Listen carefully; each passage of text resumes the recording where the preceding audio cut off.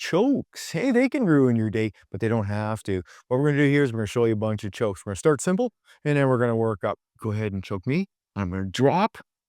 I'm gonna go with it. If you push, I'm gonna come underneath, and then I'm gonna come up for your eyes. I'm gonna move right in. Okay, you ready?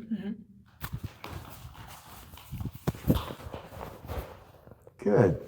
Okay, so I'm still gonna drop. I'm still ready if you're gonna push me, right?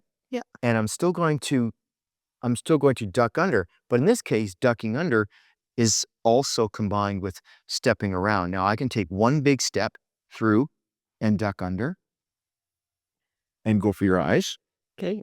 or I drop and I might take several steps. It doesn't matter.